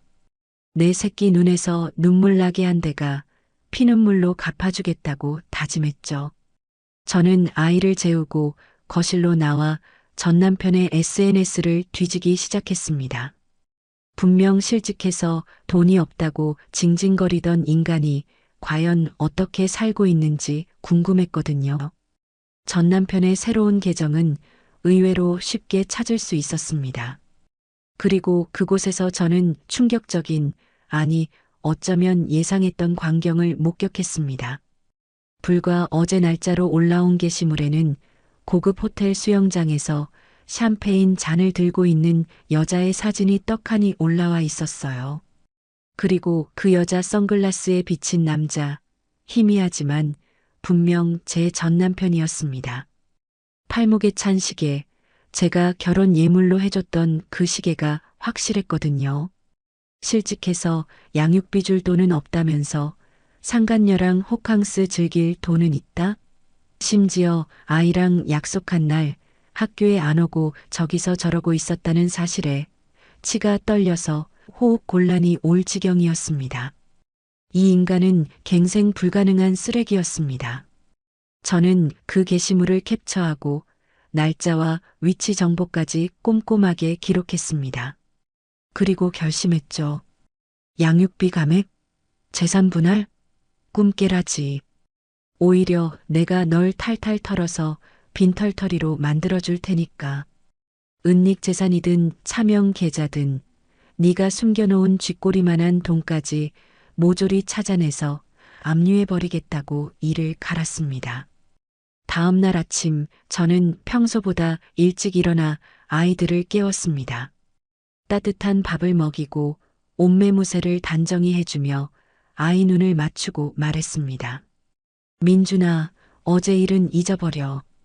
그리고 아빠가 약속 안 지킨 건 아빠 잘못이야. 민준이가 잘못한 거 하나도 없어. 오늘 학교 가서 친구들이 또 놀리면 이렇게 말해. 우리 아빠는 나를 너무 사랑해서 멀리서 돈 벌고 계시는 거야. 너네는 아무것도 모르면서 함부로 말하지 마. 라고 당당하게 말해. 알았지? 아이가 고개를 끄덕이며 씩씩하게 등교하는 모습을 보고 저는 핸드폰을 들어 변호사님께 전화를 걸었습니다. 목소리는 그 어느 때보다 차분하고 단호했습니다. 변호사님, 저예요. 소송하려고요. 그냥 방어가 아니라 제가 할 수 있는 모든 걸 다 걸어서 역소송할게요. 그 인간이 낸 소장, 기각시키는 건 물론이고 위자료 증액 청구랑 양육비 이행 명령까지 싹 다 진행해 주세요. 그리고 저한테 아주 결정적인 증거가 생겼거든요. 전 남편이 우리를 건드린 걸 뼈저리게 후회하게 만들어줄 생각에 두려움보다는 투지가 불타올랐습니다. 돈이 없어? 정말 없는지 아니면 없는 척하는 건지 내가 낱낱이 밝혀주지. 전 남편의 뻔뻔한 역습, 오히려 그게 제 전투력을 최대로 끌어올린 기폭제가 된 셈이었습니다. 이제 봐주는 건 없습니다. 자비 없는 엄마의 복수가 어떤 건지 똑똑히 보여줄 테니까요. 전 남편의 SNS 게시물을 확보한 그날 밤, 저는 잠 한숨 자지 못하고 식탁에 앉아 밤을 꼬박 새웠습니다. 식탁 위에는 이혼 소송 중에 법원을 통해 받아낸 전 남편의 최근 3년치 금융거래 내역서와 신용카드 사용 내역서가 수북이 쌓여 있었죠. 그리고 제 손에는 상간녀의 인스타그램이 켜진 핸드폰이 들려 있었습니다. 마치 퍼즐을 맞추듯 카드 내역서의 날짜와 금액, 그리고 상간녀가 SNS에 올린 사진들의 날짜와 장소를 하나하나 대조하기 시작했습니다. 눈이 빠질 것 같고 머리가 지끈거렸지만 멈출 수가 없더라고요. 그리고 얼마 지나지 않아 그동안 제가 몰랐던, 아니 상상조차 못했던 추악한 진실들이 고구마 줄기처럼 줄줄이 엮여 나오기 시작했습니다. 전 남편이 법원에 제출한 답변서에는 이렇게 적혀 있었거든요. 생활비가 부족하여 대출까지 받아가며 가정을 지키려 노력했다. 그런데 카드 내역서를 보니 그 생활비 부족이라며 현금 서비스를 받았던 바로 그 날짜, 그 시간에 상간녀의 인스타그램에는 화려한 사진들이 도배가 되어 있는 게 아니겠어요? 샤! 오빠랑 호캉스 스위트룸 플렉스. 전 남편이 현금 서비스 300만 원을 인출했던 날, 상간녀는 서울의 5성급 호텔 스위트룸에서 샴페인을 터뜨리는 사진을 올렸더라고요. 심지어 사진 귀퉁이에 찍힌 남자의 시계, 제가 결혼 예물로 해줬던 그 시계가 선명했습니다. 또 다른 날을 볼까요? 전 남편이 회사 접대비 명목이라며 백화점에서 500만 원을 결제했던 날, 상간녀 PD에는 명품 가방 언박싱 영상이 올라와 있었습니다. 해시태그 오빠가 준 깜짝 선물, 사랑받는 여자 기가 막히다 못해 헛웃음이 터져 나왔습니다. 생활비가 없어서 아이들 학원비도 못 준다던 인간이 뒤로는 상간녀한테 수백만 원짜리 명품 가방을 사주고 주말마다 골프 치러 다니며 흥청망청 돈을 쓰고 있었다니. 이건 단순한 과소비나 낭비가 아니었습니다. 가족을 기만하고 법원을 우롱하는 명백한 재산 은닉이자 사기 행각이었죠. 저는 떨리는 손으로 증거들을 하나하나 캡처하고 엑셀 파일로 정리하며 이를 갈았습니다. 그래, 네가 생활비로 썼다고 우기던 그 돈, 사실은 네 쾌락을 위해 탕진한 거였구나. 내가 이거 다 까발려 줄게. 다음 날 아침 저는 눈이 퀭한 상태로 변호사 사무실을 찾았습니다. 제 손에는 밤새 정리한 엑셀 파일과 캡처 사진들이 든 USB가 들려 있었죠. 변호사님은 제가 정리해온 자료를 훑어보시더니 회심의 미소를 지으셨습니다. 사모님, 이거 아주 결정적입니다. 실직해서 소득이 없다고 주장하면서 이렇게 호화 생활을 즐기고 있다는 건 판사님이 제일 싫어하는 기만행위예요. 게다가 이 상간녀 명의로 된 오피스텔, 등기부 등본 떼보셨어요? 아니요, 거기까진 생각 못했는데요. 제가 조회해 보겠습니다. 자금 흐름이 수상하거든요. 변호사님의 촉은 역시나 정확했습니다. 상간녀 명의로 된 오피스텔의 매매 시점이 전 남편이 퇴직금을 수령한 직후였고 근저당 설정도 없이 전액 현금으로 매입한 정황이 포착된 겁니다. 전 남편 계좌에서 거액이 인출된 날 상간녀 계좌로 비슷한 금액이 입금되고 곧바로 부동산 잔금이 치러진 흔적. 전 남편이 퇴직금을 생활비로 다 썼다고 거짓말을 해놓고 사실은 상간녀 명의로 재산을 빼돌려 놓은 것이었죠. 심지어 최근에는 제가 납입하고 있는 아이들 보험까지 몰래 약관 대출을 받아서 쓴 정황까지 드러났습니다. 정말이지 인간의 탈을 쓰고 어쩜 이렇게까지 바닥을 칠 수 있는지 분노를 넘어 경이로울 지경이었습니다. 저는 변호사님께 단호하게 말했습니다. 변호사님, 저 이거 다 돌려받을 거예요. 10원 한 장 남기지 않고 다 찾아올 겁니다. 그리고 그 인간, 법의 심판대 위에 세워서 아주 뼈저리게 후회하게 만들어주세요. 드디어 결전의 날, 가정법원 조정실. 전 남편은 꾀죄죄한 양복을 입고 수염도 깎지 않은 초췌한 몰골로 나타났습니다. 판사님 앞에서는 세상 불쌍한 표정을 지으며 연기를 시작하더군요. 판사님, 제가 다니던 회사에서 억울하게 해고당하고 지금 일용직을 전전하며 근근히 살고 있습니다. 아이들 양육비는커녕 제 입에 풀칠하기도 힘든 형편입니다.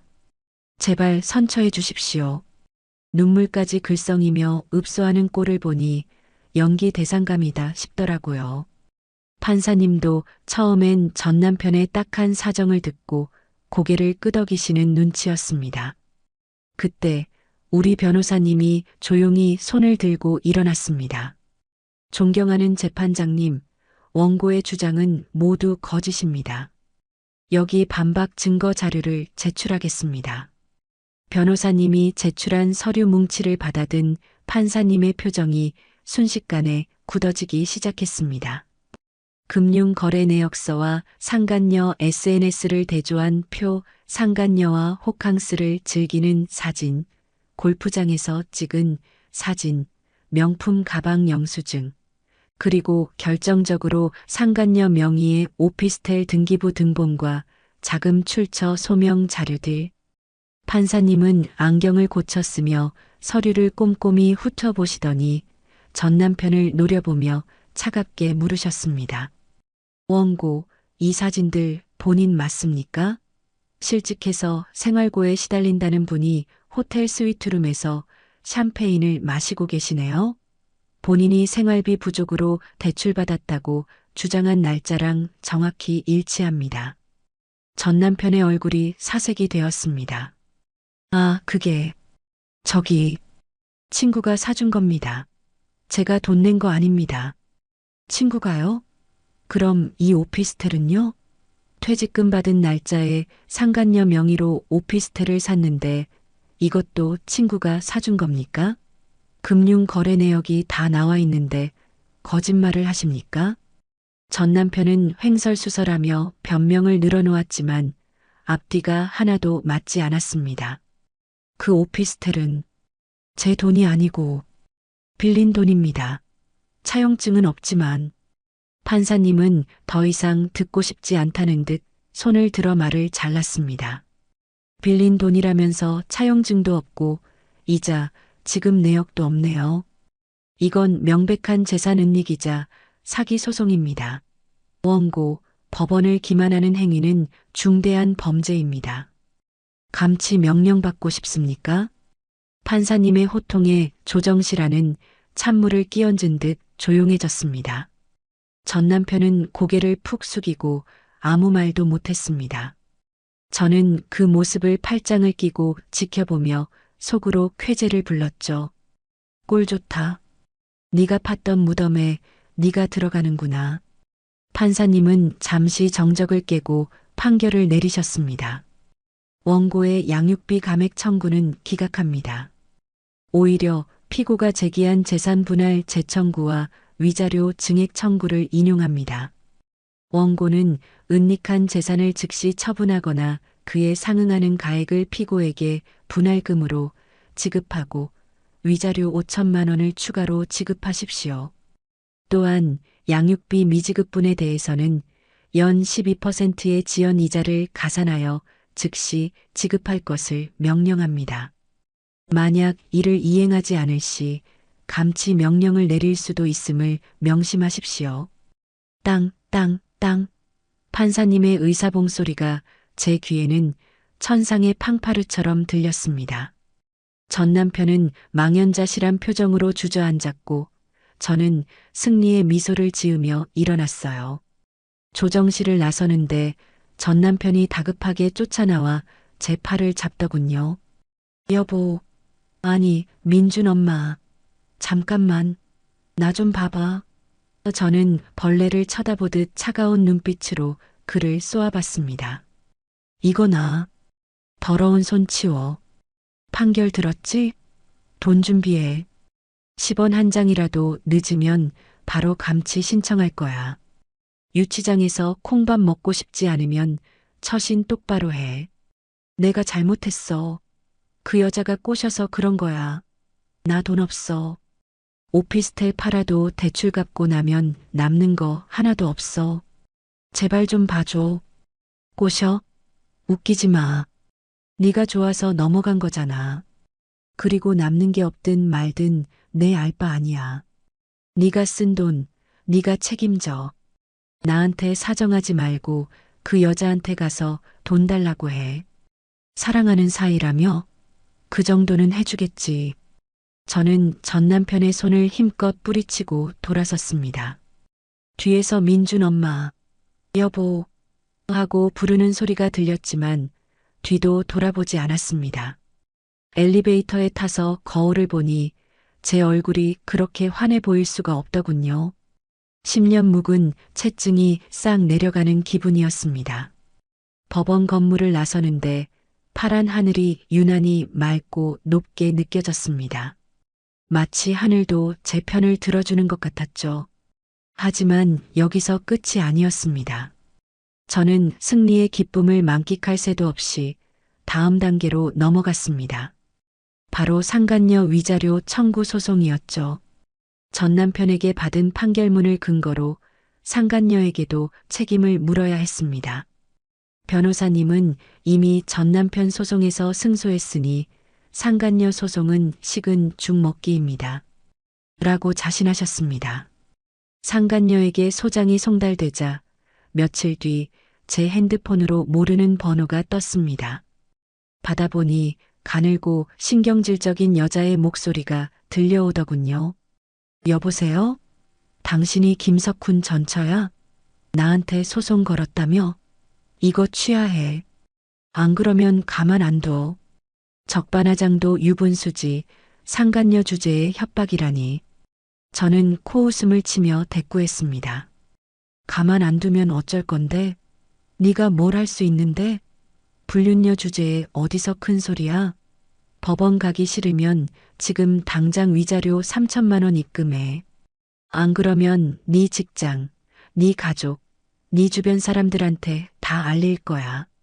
네가 유부남이랑 놀아나고 그 남자 돈으로 오피스텔 산 거. 뭐, 너 미쳤어? 명예훼손으로 고소할 거야. 해봐. 사실 적시 명예훼손? 벌금 좀 내면 그만이야. 근데 넌 사회적으로 매장당할걸? 잘 생각해.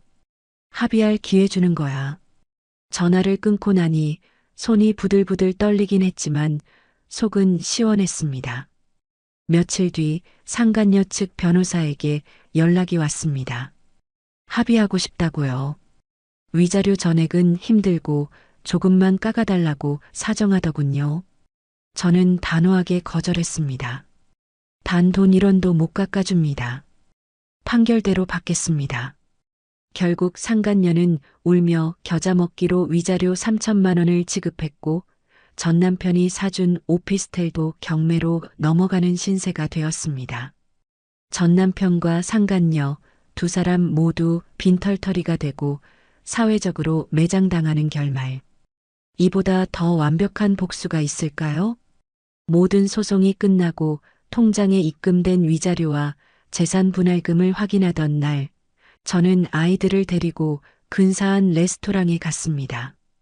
그동안 돈 아끼느라 먹고 싶은 것도 못 사주고 입고 싶은 옷도 못 사줬던 게 마음에 걸렸거든요. 아이들이 스테이크를 맛있게 먹는 모습을 보며 저는 다짐했습니다. 이제 아빠 없는 서름 따위 느끼지 않게 해줄게. 엄마가 아빠 목까지 다 해줄게. 큰아이가 오물오물 고기를 씹으며 말하더군요. 엄마, 오늘 진짜 맛있다. 우리 매일 이렇게 맛있는 거 먹자. 그래, 민준아. 이제 우리 매일매일 파티하자.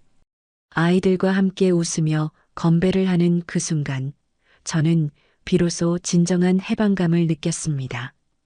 과거의 상처는 흉터로 남겠지만 그 흉터마저도 저를 더 단단하게 만들어준 훈장처럼 느껴졌으니까요. 집으로 돌아오는 길, 밤하늘의 별들이 유난히 반짝였습니다. 마치 제 앞날을 축복해주는 것 같았죠.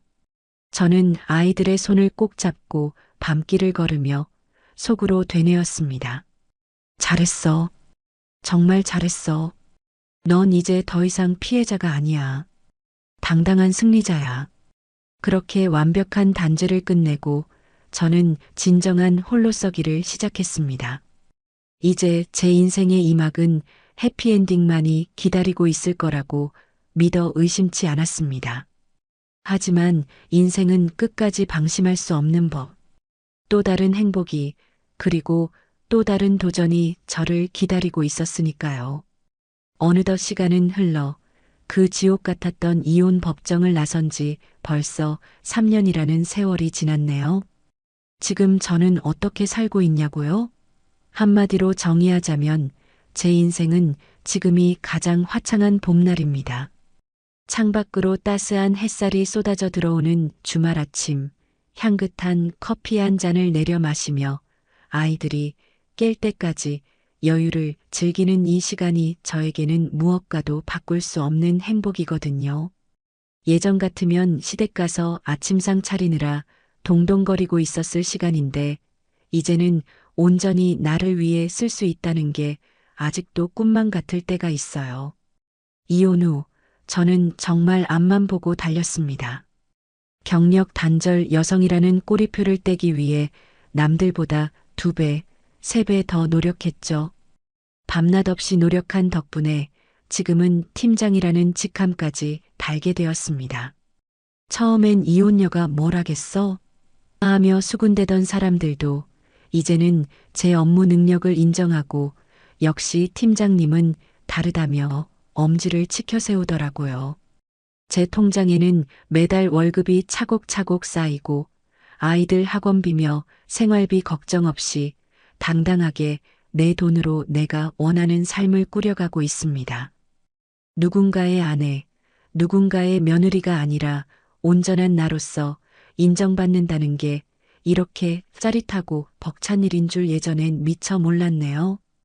우리 아이들도 정말 몰라보게 자랐습니다. 큰아이 민준이는 벌써 중학생이 되었는데 아빠의 빈자리를 느낄 새도 없이 듬직한 아들로 성장해줬어요. 가끔 제가 퇴근하고 지쳐서 들어오면 서툰 솜씨로 김치볶음밥을 만들어 놓고는 엄마 힘들지? 내가 얼른 커서 엄마 호강시켜줄게. 라고 말하는데 그럴 때마다 밥알이 목에 메어 넘기질 못하겠더라고요. 학교에서도 반장을 맡을 정도로 리더십 있고 밝은 아이로 자라줘서 얼마나 고마운지 모릅니다. 둘째도 엄마 껌딱지에서 벗어나 자기 주장이 뚜렷한 똑순이가 되었고요. 우리 엄마가 세상에서 제일 멋있다고 엄지척해주는 아이들을 볼 때마다 제가 그때 용기를 내서 이혼하길 정말 잘했다는 생각이 듭니다. 만약 그때 참고 살았다면 아이들은 매일 싸우는 부모 밑에서 눈치나 보며 불안해했겠죠. 지금 우리 집에는 웃음소리가 끊이지 않아요. 그게 저에게는 최고의 보상입니다. 그나저나 여러분이 가장 궁금해하실 그 인간들 소식도 전해드려야겠죠? 사실 저는 그쪽 소식은 귀 막고 눈 감고 살아서 잘 몰랐는데 얼마 전 우연히 옛날 살던 동네 마트에서 예전 옆집 아줌마를 만났거든요. 그 아줌마가 제 손을 꼭 잡고 반가워하더니 묻지도 않은 시댁 소식을 줄줄 읊어주시는데 듣고 보니 가관이더라고요. 정말 인과응보라는 말이 딱 들어맞는 결말이었습니다. 먼저 전 남편 그 인간은 지금 거의 폐인이나 다름없다고 합니다. 위자료랑 재산 분할해 주느라 빈털터리가 된 것도 모자라 회사 잘리고 여기저기 일용직을 전전하다가 그마저도 적응 못하고 술에 절어 산다고 하네요. 상간녀는 전 남편 돈 떨어지자마자 뒤도 안 돌아보고 도망갔답니다. 사랑이니 뭐니 하더니 결국 돈 보고 붙어먹은 불륜이었던 거죠. 전 남편은 지금 보증금 500만 원짜리 곰팡이 핀 지하 단칸방에서 혼자 사는데 술만 마시면 돈내방내 고래고래 소리를 지르며 제 이름을 부르고 아이들 보고 싶다고 난동을 부려서 경찰이 몇 번이나 출동했대요. 예전에 그 멀끔하고 거만하던 모습은 온데간데 없고 머리는 다 빠지고 이도 다 썩어서 영락없는 노숙자 꼴이라는데 옆집 아줌마가 아이고 쌤통이다 싶으면서도 너무 흉해서 못 봐주겠더라고 혀를 차시더라고요. 저는 그 얘기를 듣는데 불쌍하다는 생각은 1도 안 들고 그저 뿌린 대로 거두는구나 싶어 덤덤했습니다. 신우인의 집안꼴은 더 심각하다고 합니다. 시매부랑 이혼 소송하면서 서로의 불륜 증거를 까발리는 바람에 시매부는 의사 면허 정지까지 당할 위기에 처했고 병원 문을 닫았대요. 위자료 소송에서 패소해서 재산도 거의 다 뺏기고 지금은 지방 요양병원 페이닥터로 근근히 먹고 산다고 하더라고요. 그 잘난 체 하던 의사 사모님, 우리 시누이는 어떻게 됐냐고요? 이혼 충격에 우울증이 심하게 와서 집 밖으로 한 발자국도 안 나온답니다. 매일 밤마다 술 마시고 울부짖는 소리가 들려서 이웃들이 민원을 넣을 정도라네요. 내가 어떻게 살았는데 나한테 왜 이래 하며 악을 쓰는데 정작 본인이 올케인 저한테 했던 짓은 기억도 못하는지 참 아이러니하죠. 가끔 마주치면 머리는 산발을 하고 눈은 퀭해서 귀신 같은 몰골로 다닌다는데 예전에 저한테 올케는 꿈일 줄도 몰라 하며 비웃던 그 기세등등함은 다 어디 갔나 모르겠습니다. 가장 비참한 건 시어머니라고 하네요. 아들, 딸 둘 다 이혼하고 집안이 풍비박산 나니까 화병이 나서 쓰러지셨대요. 거동도 불편해지셨는데 돌봐줄 사람이 아무도 없어서 요양보호사가 오기만을 기다리는 신세가 되셨답니다. 아들은 술주정뱅이의 딸은 우울증 환자니 누가 어머니를 챙기겠어요. 가끔 정신이 오락가락 하시는지 동네 경로당에 가서 우리 며느리가 과일 도매상 딸인데 과일 좀 가져오라고 해야겠다며 헛소리를 하신답니다. 저를 그렇게 구박하고 내쫓아놓고는 이제 와서 제가 해다 바치던 과일이며 용돈이 그리우신가 봐요. 사람들이 할머니, 며느리 이혼해서 나갔잖아요 라고 하면 아니야. 우리 며느리가 얼마나 착한데 잠깐 친정 간 거야 하며 화를 내신다는데 그 모습이 참 씁쓸하면서도 한편으론 섬뜩하기까지 하더라고요. 있을 때 잘하지 떠나고 나서 후회한들 무슨 소용이 있겠어요. 그 집안은 이제 완전히 무너져서 회복 불가능한 상태가 된 거죠. 동네 사람들 사이에서도 이혼 명문가로 소문이 나서 손가락질 받고 시어머니는 창피해서 이사도 못 가고 그 집에서 감옥처럼 갇혀 지내신다고 합니다. 저는 그 얘기를 전해 듣고 마트에서 나오는데 하늘이 유난히 파랗고 바람이 시원하게 느껴졌습니다. 과거의 악연들이 스스로 파멸해가는 모습을 보며 제 마음속에 남아있던 마지막 미움의 조각마저 씻겨 내려가는 기분이었거든요. 이제 그들은 제 인생에서 완전히 지워진 타인일 뿐입니다. 그들이 불행하든 말든 후회하든 말든 저와는 아무 상관없는 일이니까요. 저는 그저 제 앞에 놓인 행복을 누리기에도 시간이 부족한 사람입니다. 주말 오후 아이들과 함께 자전거를 타고 한강공원으로 나갔습니다. 강바람을 맞으며 달리는데 제 뒤에서 엄마, 같이 가 하고 부르는 아이들의 목소리가 들려왔습니다. 자전거를 멈추고 뒤를 돌아보니 환하게 웃으며 달려오는 아이들의 얼굴이 햇살을 받아 반짝이고 있더라고요. 그 순간 가슴이 벅차오르면서 눈물이 핑 돌았습니다. 슬퍼서가 아니라 너무 행복해서 흐르는 눈물이었죠. 과거에 저는 남편의 사랑을 구걸하고 시댁의 인정을 받기 위해 애쓰던 초라한 여자였지만 지금의 저는 누구보다 당당하고 강인한 엄마이자 제 인생의 주인으로 우뚝 섰으니까요.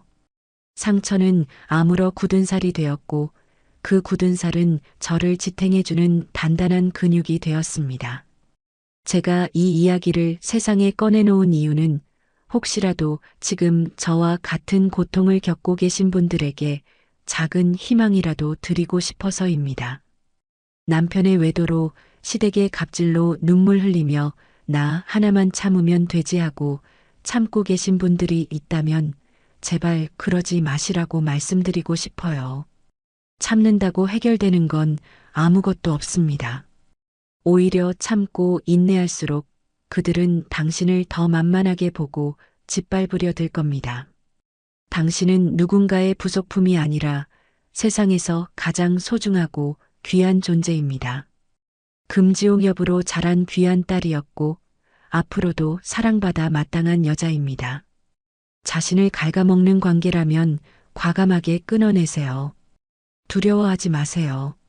그 지옥 같은 문을 열고 나오면 생각보다 훨씬 더 넓고 눈부신 세상이 당신을 기다리고 있으니까요.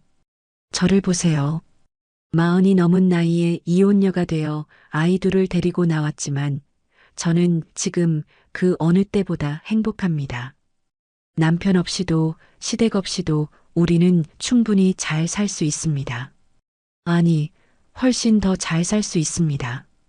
제 인생의 겨울은 끝났습니다. 이제 제 앞에는 따스한 봄날의 꽃길만이 펼쳐져 있을 겁니다. 그리고 이 방송을 듣고 계신 여러분의 인생에도 반드시 찬란한 봄날이 찾아오기를 진심으로 응원하겠습니다. 용기 내세요. 그리고 행복해지세요. 우리는 그럴 자격이 충분하니까요. 지금까지 제 이야기를 들어주셔서 감사합니다. 네, 오늘은 정말 한 편의 드라마보다 더 드라마 같은 사연을 함께 했습니다. 금지옥엽 귀한 딸로 자라 믿었던 사람에게 배신당하고 시댁의 모진 구박 속에서도 끝내 아이들을 위해 홀로 서기에 성공한 나영님. 마지막에 들려주신 그 당당한 목소리가 제 가슴을 뭉클하게 만드네요. 참는다고 해결되는 건 없다. 당신은 소중한 존재다. 이 말이 지금 어딘가에서 남몰래 눈물 흘리고 계신 분들에게 얼마나 큰 용기가 되었을지 짐작이 갑니다. 비바람이 몰아쳐도 결국 봄은 오고 상처는 아물어 더 단단한 굳은 살이 된다는 걸 나영님께서 몸소 보여주셨습니다. 지금 이 순간에도 힘든 시간을 보내고 계신 분들이 있다면 나영님의 이야기처럼 부디 자신을 가장 아끼고 사랑하는 선택을 하셨으면 좋겠습니다. 겨울이 지나면 반드시 꽃피는 봄이 온다는 사실 잊지 마세요. 아이들과 함께 맞이하신 나영님의 찬란한 제2의 봄날, 저도 진심으로 응원하겠습니다. 나영님께 응원의 댓글을 남겨주세요. 큰 위로가 되어줄 거예요. 오늘도 끝까지 함께 해주셔서 감사합니다.